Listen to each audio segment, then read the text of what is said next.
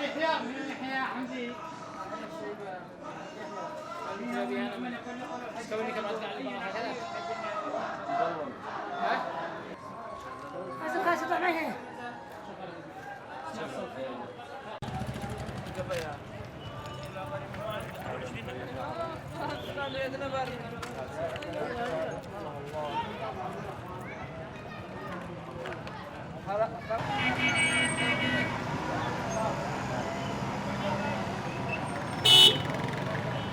لحظة